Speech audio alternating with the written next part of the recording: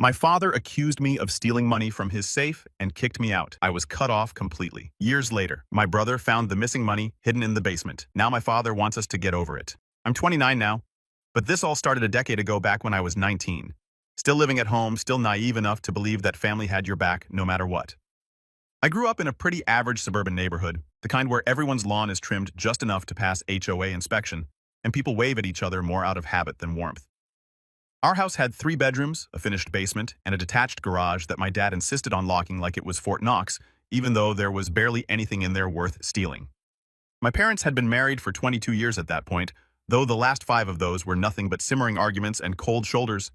I could hear them fighting through the walls almost every other night. By the time I was 16, I'd learned to fall asleep with my earbuds in and my playlist on shuffle just to drown out the tension. Dad was always intense, not physically abusive, but stern in a way that made everything feel like a test you could fail. He had this permanent scowl etched into his face, like even breathing too loud would earn you a lecture about respect. He worked in commercial real estate and carried himself like a man who'd clawed his way up and hated anyone who hadn't. Money was sacred to him, so was loyalty, at least his version of it. He never hesitated to remind me and my older brother Aaron that everything we had came from his sacrifices. My mom, Evelyn, was the buffer between us. She wasn't weak, just tired. The kind of tired you only get from years of trying to keep peace in a war zone. Aaron, 2 years older than me, always knew how to stay on Dad's good side. He was the golden child, football captain, scholarship student, charming with the adults. He could do no wrong. Me. I was the quiet one. The kid who got decent grades, worked part-time at a bookstore, and kept to myself. I never caused trouble. I just wasn't impressive. I remember the day everything shifted like it happened yesterday. It was early spring, a week after my 19th birthday. The weather was finally warming up, and I had just come home from my shift when I saw Dad pacing in the kitchen, his jaw clenched, eyes wild. I barely had time to drop my backpack before he turned on me. "Where is it?" he barked. I blinked. "Where's what?" "My cash. The $20,000 I had in the safe. It's gone." I thought he was joking. $20,000. That was more money than I'd ever seen in my life. "You had $20,000 just sitting in a safe." "Don't play dumb," he growled, stepping closer. "I know it was you. You're the only one who knew the combination besides me." I stood there stunned. I had no idea he kept that kind of money in the house, much less that it was missing. I didn't take anything. "Dad, I swear." He didn't even hesitate. Liar. The word hit harder than it should have, not because it was the first time he'd accused me of something. It wasn't, but because this time I could see it in his eyes. He meant it. He truly believed I had stolen from him. Mom came rushing in from the living room, confused and panicked. "What's going on?" "He stole $20,000 from the safe," Dad said flatly, pointing at me like I was some criminal he just caught red-handed. "What?" "Christopher would never." "Don't defend him, Evelyn. The money's gone and he's the only one who had access. It doesn't take a genius to figure this out." Aaron showed up a few minutes later, clearly having been called home from wherever he was.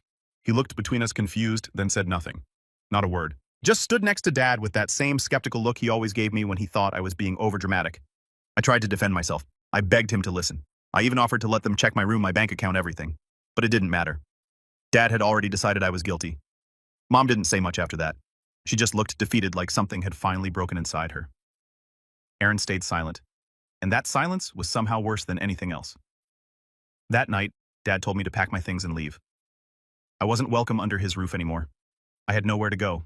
I hadn't even started college yet. My savings were pitiful, and I'd never even looked into apartments because I assumed I'd be living at home for at least another year while I figured things out. But none of that mattered. Within 24 hours, I was out. I spent the first 2 weeks crashing on a coworker's couch and trying not to cry every time I looked at my phone. Not because I was waiting for Dad to apologize. I knew better. But because Mom hadn't called, Aaron hadn't texted. No one reached out. I felt like a ghost. And then the rumors started. Extended family, friends of the family, even a few people from my old high school. "I heard you stole from your dad. What happened with the money?" "I didn't think you were like that." I realized then that Dad hadn't just kicked me out. He'd gone out of his way to scorch the earth behind me. Every Thanksgiving, every Christmas, every family event, I was the elephant in the room who wasn't invited. And if I was mentioned, it was with a shake of the head and a story about how I'd chosen a different path. I tried to move on. Really, I did. I worked, saved up, eventually enrolled in community college, transferred to a state school, got a degree in digital media. It wasn't glamorous, but it was mine. I built a life. I made friends. I learned how to carry the weight of being the disappointment. And yet, no matter how far I got, the ache never fully left. I'd hear about Aaron getting engaged or see pictures of family gatherings online, always missing one face, and it would hit me all over again. The unfairness, the betrayal, the fact that I had been branded a thief by my own father, and no one had bothered to look deeper. It wasn't until 10 years later that the truth finally came out. Not from Dad. Not from some dramatic confession or heartfelt apology. No, it came from a damn wall panel in the basement. Aaron and his wife had moved back in temporarily while their new house was being built, and he decided to renovate the basement to turn it into a small guest suite. It was supposed to be a quick job, some drywall flooring, maybe a fresh coat of paint. But during demolition, he found something tucked behind one of the panels, an envelope, old, dusty, and sealed tight. Inside was $20,000 in cash, along with a note. A note in our father's handwriting. It read, for safekeeping until the divorce is finalized. Hide well, don't trust anyone, not even Evelyn. Aaron called me that same day. I hadn't spoken to him in almost 7 years. When I saw his name flash on my phone, my stomach dropped. I almost didn't answer, but something made me pick up. His voice was quiet, hesitant. He told me what he'd found, read me the note. I didn't say anything for a long time. Finally, I asked, so I wasn't lying after all? He let out this breath like he'd been holding it for years. No, you weren't. And then he said something that made my blood run cold. Dad wants to talk. He says he wants to move past this. That was the moment everything came crashing back. Not just the accusation, but the silence, the betrayal, the years of being erased. I didn't answer him right away because I knew that whatever came next, it wasn't going to be a simple conversation. And that's when the real story began. When I hung up the phone that night, I sat in my dark apartment for almost an hour without moving. No music, no distractions, just me, my thoughts, and a wave of emotions I couldn't sort through fast enough. Rage, vindication, confusion, but most of all, something hollow. I wasn't celebrating the fact that I'd been proven right. I was mourning the fact that it took 10 years for anyone to care. Aaron's voice still echoed in my ears. Dad wants to talk. Talk like nothing happened. I didn't sleep much that night. My mind kept replaying old scenes like a cursed slideshow I couldn't shut off. Dad standing in the kitchen with his finger in my face. Aaron watching silently as I packed up my things. The way my mother wouldn't even meet my eyes as I walked out the front door with 2 duffel bags and nowhere to go. The weeks afterward, when my phone stayed silent. When the people I called family didn't lift a finger to check if I was okay. And now he wanted to move past this. The next day, I got another call, this time from my mom. It was the first time I'd heard her voice since I sent a card for her birthday 5 years earlier. No reply, no thank you, just silence. And now suddenly here she was. Christopher, she said softly. Aaron told me what he found. We didn't know. I didn't say anything. I let the silence hang. I should have believed you, she whispered. That sentence didn't land the way she thought it would. It wasn't a salve. It was a shovel, digging up everything I'd buried. Her silence all those years hadn't been neutral. It had been a choice. She had chosen comfort, chosen to preserve Dad's ego over defending me. I lost 10 years of my family, I said finally. Because no one believed me. I know, and I'm so sorry. Your father? He thought you'd been sneaking around the house at night. He was under a lot of stress from the divorce. And no, I cut in. Don't make excuses for him. There was a pause, then a quiet. He wants to apologize. Did he say that, or are you hoping I'll make it easier for everyone? She didn't answer that. I didn't hang up, but I ended the call quickly. My mind was spinning. I didn't know what I was supposed to do with all this. There was no roadmap for what to do when your family suddenly remembers you exist. A few days passed. I ignored 2 more calls from Aaron and 1 from my dad. Then a text. Dad, I made mistakes. Let's talk, please. I stared at it for a long time. I wish I could say that I didn't care anymore, that I'd moved on, built a better life, and wasn't affected. But that would be a lie. I did care deeply, too deeply. That text opened wounds I thought had scarred over. So after a week of debating with myself, I agreed to meet. We chose a neutral location, some cafe halfway between our places. Aaron came too. I hadn't seen either of them in almost a decade. Dad looked older, thinner. His hair had gone almost completely gray, and the deep lines around his eyes looked like they'd been carved from guilt. Aaron looked mostly the same, though there was something about his posture. More cautious, less confident. When I walked in, they both stood up, unsure whether to shake my hand or hug me. I just sat. No one spoke for a moment. Then Dad cleared his throat. You look well? I said nothing. He tried again. I know I don't deserve to ask this, but I'd like to say I'm sorry. His voice was tight, controlled, like he'd rehearsed this. I finally looked up. Sorry for what? He blinked. For accusing you, for throwing you out. For not believing you. That's a start, I said. But it's not everything, is it? Aaron looked uncomfortable. He shifted in his seat. Dad exhaled slowly. I was going through a lot back then. Your mother and I stop, I said sharply. Don't blame the divorce. Don't deflect. You told everyone I was a thief. You burned every bridge I had. You made sure no one would take my side. I didn't just lose a home. I lost my entire family. Dad stared at the table. I thought you'd taken the money, he said finally. I panicked. I was angry. I wanted someone to blame. So you picked your son. I picked the one who wasn't Aaron, he muttered. It was the first time he'd admitted it out loud. The golden child. The quiet one. It had always been that way. Aaron leaned forward. I should have said something back then. I knew it didn't make sense. You never lied, never stole, never even raised your voice. Then why didn't you defend me, I asked. He looked ashamed. Because it was easier not to. Because Dad had already made up his mind, and I didn't want to be next. There it was. Easier. That word hit me like a slap. Easier to abandon me than risk their own comfort. Easier to let me carry the weight of something I didn't do than confront the man who ruled over us like a dictator. Dad finally looked up. I know I messed up, but I want to fix this. I want to have a relationship again. I stared at him at his wrinkled face, the eyes that once looked at me with disgust, now pleading for forgiveness. You didn't just mess up, I said slowly. You ruined my life for years. You told every cousin, aunt, friend, and neighbor that I was a criminal. You never once questioned if you were wrong. He nodded, swallowing hard.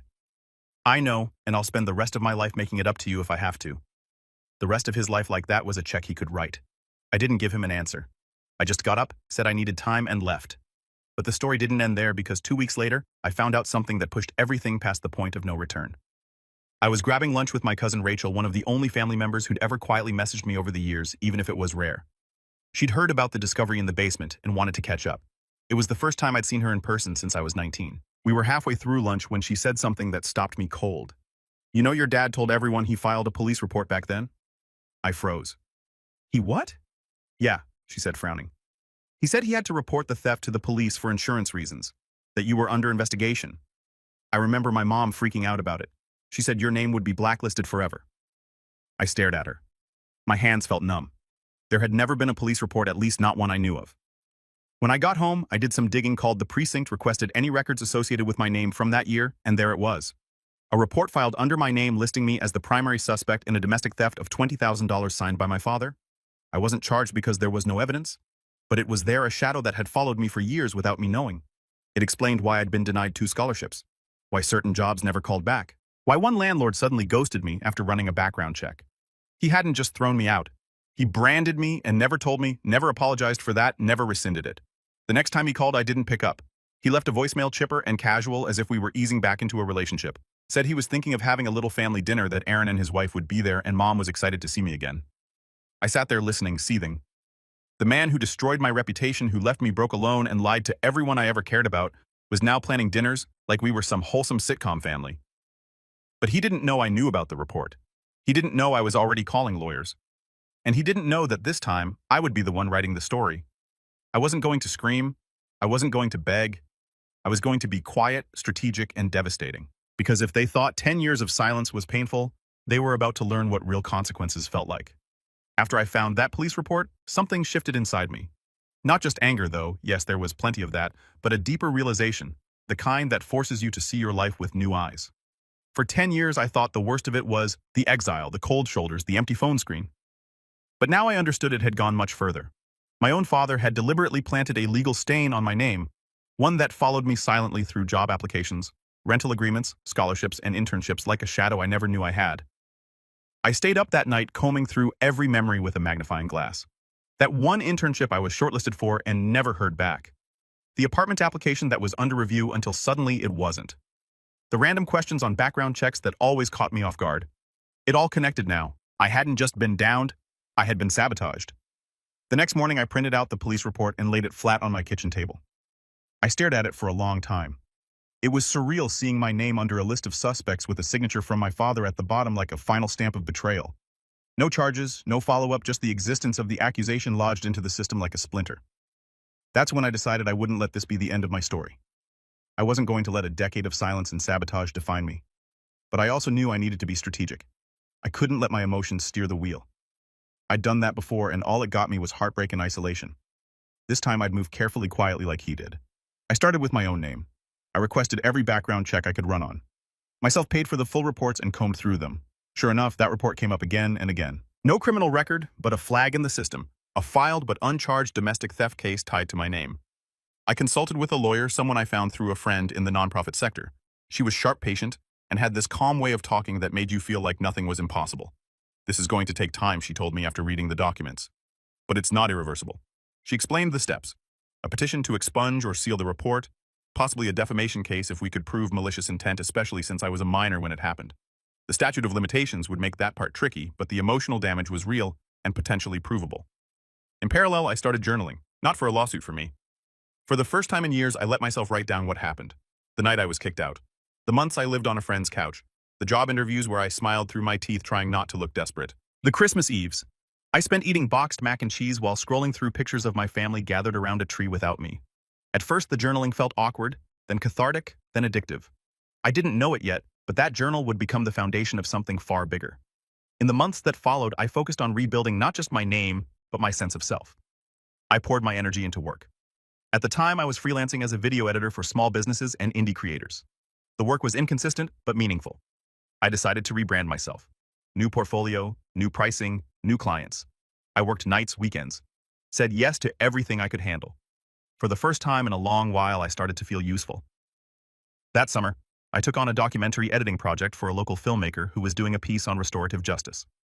It was a small gig, not much money, but it lit something in me. Watching footage of people healing, confronting the past, reclaiming power, it hit close to home. I edited that project with everything I had. When it was done, the filmmaker thanked me profusely and passed my name along to a few colleagues. Within 2 months, I had a waiting list. Meanwhile, my lawyer made slow but steady progress. We filed the paperwork to request a copy of the full police report from back then. It took weeks, but when it arrived, it contained one crucial detail I hadn't seen before. A handwritten note from my father attached to the report. It read, "Christopher is a troubled kid. He's been acting out. This isn't the first time. I'm worried about what else he might do." My hands shook as I read it. He hadn't just accused me of theft, he'd painted me as a dangerous person, to the police, to the system. There was nothing in my history to support that. No arrests, no school suspensions, no record of violence, or even a late homework assignment. He had invented a narrative, put it in writing, and sent it to the authorities like he was rewriting my biography out of spite. When I showed my lawyer, she sat back and folded her arms. "This changes things," she said. In the meantime, I continued rebuilding my life in small but meaningful ways. I moved into a better apartment. Not flashy, but clean, quiet, and entirely mine. I adopted a dog from a rescue Milo, a scrappy little mutt with more personality than coordination. Every morning we walked the same loop around the park, and every morning I felt a little more grounded. My social life grew too, not explosively but enough. I reconnected with a few old friends, started saying yes to things I used to avoid. Dinners, movies, even a short weekend trip. The loneliness I'd carried for so long began to thin out, replaced by something warmer. It was still hard to trust people, but I was trying. Professionally, things began to take off. My editing business grew. One of my clients, a motivational speaker with a decent following, offered me a long-term retainer contract. I started making decent money for the first time in my life. Not rich, not yet, but stable, independent. And then one night, it happened. I got a message from Aaron. It was a screenshot of a Facebook post from my dad. The post was long, overly sentimental, and filled with half-truths. He talked about the power of forgiveness, how family bonds can heal with time, and how rebuilding bridges starts with honest conversations. It ended with a picture of us from when I was a kid, me sitting on his shoulders at a family barbecue, both of us laughing. I felt sick. Not because he wanted to apologize, but because he wanted to control the narrative. He wasn't reaching out to me directly. He was performing for an audience, preemptively managing the optics. My stomach turned as I read the comments. "So glad you're reconnecting. Family is everything. Proud of you for taking the first step." And there it was again. That familiar feeling of being erased, rewritten. He wanted to be seen as the repentant father, brave enough to own his mistakes. But he hadn't told the world the truth. He hadn't admitted to the police report, or the 10 years of abandonment, or the smear campaign. He ran behind my back. He wanted redemption without accountability. That was the moment I knew. I couldn't let this go quietly. I wouldn't be vindictive, but I would not be silent. Not anymore. I pulled out the journal I'd been keeping and started typing. I poured every memory into a document. I didn't hold back. I didn't dramatize. I just told the truth. I included dates, details, screenshots, and documents carefully, methodically. I wasn't planning to post it yet. I wasn't sure where it would go, but writing it made me feel strong. And one night, as I sat reading through it, I realized something. He thought I was still 19, still quiet, still scared to rock the boat. But I wasn't. Not anymore. He thought his apology dinner and Facebook post would clean the slate. But I had built something stronger than approval. I had rebuilt myself, and soon I would decide what to do with the truth. Because justice wasn't just about being believed. It was about being heard. And he was going to hear every word. I didn't write the post to go viral. That was never the point. When I started typing it, it was just for me. A letter I would never send. A truth I needed to get out of my chest so I could finally breathe. But as I edited it, as I scrolled through page after page of dates, screenshots, photos, and memories, Something began to take shape. It wasn't just a rant, it was a record. A decade of silence documented. The kind of story that didn't need exaggeration because the truth was heavy enough. I titled it simply. 10 years ago, my father accused me of stealing $20,000. This week, my brother found the money behind a wall. I didn't post it. Not yet. But it sat there on my desktop saved in 3 places: Google Docs, an external drive, and an encrypted backup. I wasn't going to let this one disappear. This time, I was the one in control. But I knew that before I made any moves, I needed to understand what my father had been doing all these years. I'd been focused on surviving, rebuilding, moving forward. But he'd had a decade to shape the narrative however he wanted. And if that Facebook post was any sign, he was already laying the groundwork for his redemption arc. So I started asking around. I reached out to Rachel again, the cousin who had warned me about the police report. She was cautious at first, not sure how much she should say, but once I promised to keep her name out of anything public, she started opening up. After you left, he told everyone it was just too painful to talk about. She said he framed it like you had gone off the rails, said he tried everything he could but you refused to admit what you did. Then he kind of leaned into the idea that you were estranged by choice. By choice, I asked. She nodded. He told Aunt Moran that you cut ties with the family, said you were angry about the divorce, and took it out on everyone. I sat back in my chair stunned. So I was the villain and the one who left. Yeah, she said gently. He made it sound like you just didn't want anything to do with the rest of us. I didn't even know what to say to that. The story I had lived through, the raw pain of being exiled, accused, abandoned, was being rewritten as teenage rebellion. But you believed me, I said quietly. Rachel smiled sadly. I always thought something didn't add up, but what could I do? Your dad made it very clear that asking questions wasn't welcome, and no one wanted to take sides. That phrase again. No one wanted to take sides. For 10 years, they'd all chosen neutrality, and in doing so, they chose him. But now, I wasn't alone anymore. Over the next few weeks, I reached out to more people, a few old family friends, a former neighbor, even my old high school counselor, Mrs. Harper, who had always been kind to me back then. To my surprise, a pattern began to emerge. My dad had done more than just accuse me. He'd waged a full-on campaign. He told our neighbors that I had been stealing little things for years. Told my uncle that I had a secret drug problem. I was hiding from everyone. Told a church friend that I'd stolen from my mother's purse when I was 16. Something that never happened. One person even recalled him saying I'd forged his signature to get into his safe. Each lie was slightly different, but they all painted the same picture. I was dangerous, dishonest, untrustworthy, and he never once corrected any of it. He never came clean when the truth came out. He never took down the report. He just shifted his strategy from defense to damage control. And that's when I realized something important. He didn't regret what he did. He regretted being caught. The family dinner, the Facebook post, the sudden warmth. It wasn't about healing. It was about optics. He wanted to control the fallout before it spread. He knew Aaron had told me the truth. He knew the report still existed. He knew that his carefully built version of events was starting to crack. And now I held the hammer. So I began to plan. I wasn't going to scream at him.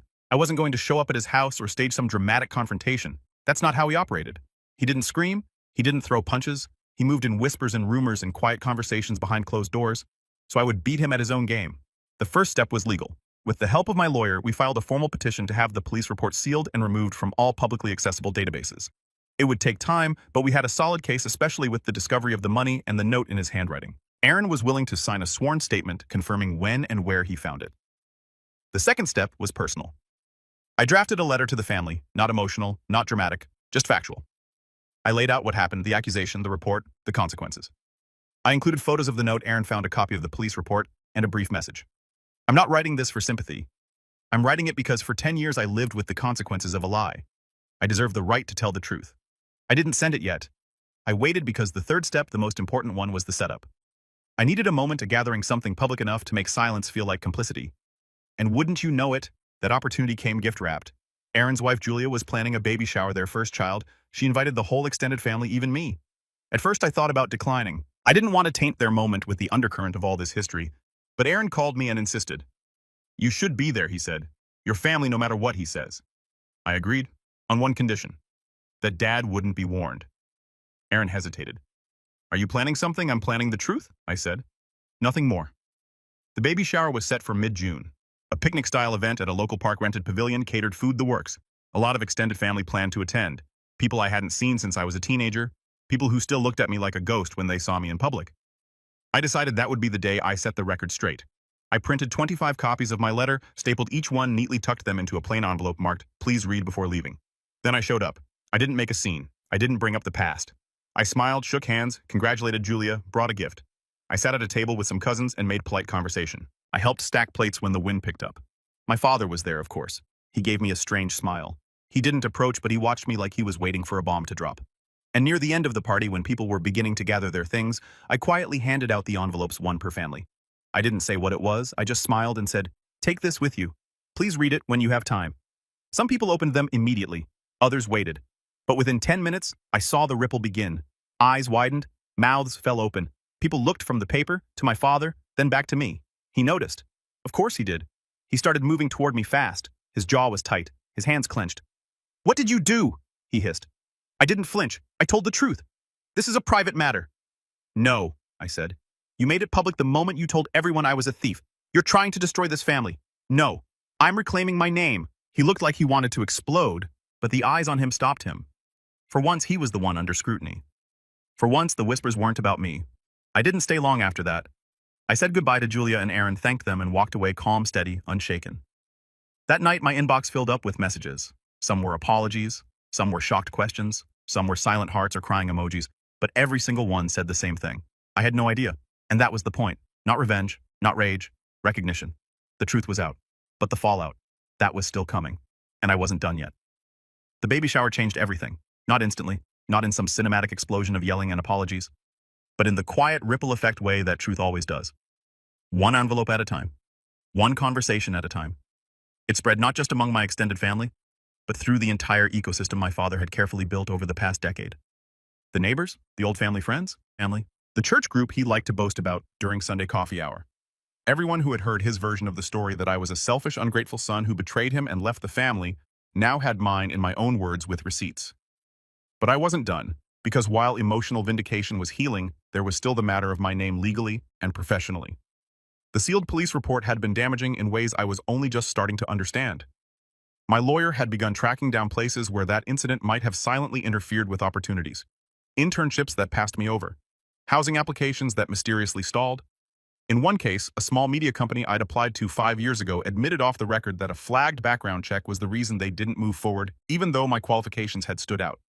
We filed a formal request to have the report fully expunged and removed from all databases. That required testimony documentation and something more. A letter from my father recanting his accusation. I didn't ask him for it right away. I knew he wouldn't give it willingly, but I had a plan. After the baby shower, the calls started. Aunt Moran, Cousin Leo, even a family friend named Greg, who I hadn't seen since I was 17. Most were stunned. A few were apologetic. Some were defensive, not of me, but of their own silence. "Your dad never said anything about a note behind the wall," one of them said. "He told us you confessed." That hit me like a punch to the chest. I hadn't just been accused. I'd been fictionalized. My father had written a version of me that didn't even exist. A dishonest, manipulative boy who'd admitted to stealing and then stormed out in shame. I stared at that message for a long time. Then I knew what had to come next. I drafted one final message. Not to my family, to my father. A simple email. No emotion, no dramatics. Subject: next steps. "Dad, you know what you did, and now so does everyone else.